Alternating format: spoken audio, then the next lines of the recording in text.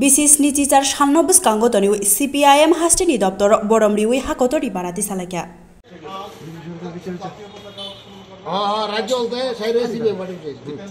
দেশের ৭৮তম স্বাধীনতার মহান দিবস।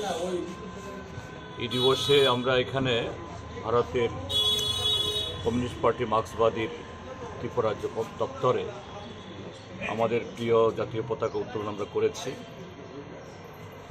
আজকের দিন আমাদের যারা স্বাধীনতা সংগ্রামী তাদের স্মরণের দিন, এবং আজকের দিন যে মহান উদ্দেশ্যকে নিয়ে,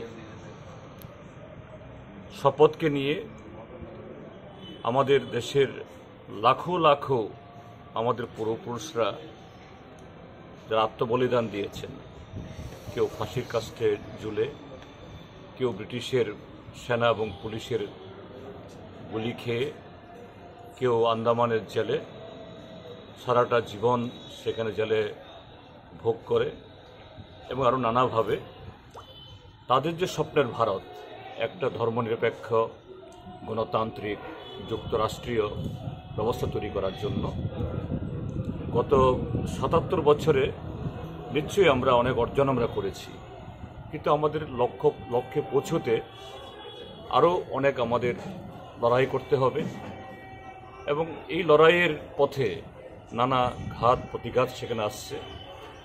আজকে এই ৭৮তম স্বাধীনতা দিবস যখন উদযাপন আমরা করছি, দেশে সাম্প্রদায়িক শক্তি, বিভেদকামী শক্তি নানা কায়দায়, নানা অছিলায়, নানা কৌশলে মাথাচাড়া দিচ্ছে। কাজে তাদেরকে মোকাবেলা করেই দেশের সার্বভৌমত্ব একদিক থেকে, অন্যদিক থেকে স্বাধীনতা সংগ্রামীদের সেই স্বপ্নকে সাকার করার জন্য আমাদের আরও ঐক্যবদ্ধ থাকতে হবে, এবং আমাদের যে সংবিধান, এই তেরঙ্গা ঝান্ডার নিচে যে সংবিধান তৈরি হয়েছে, এটাই আমাদের চলার পথ। সেই সংবিধানকে আরও শক্তিশালী করে আমরা এগোব।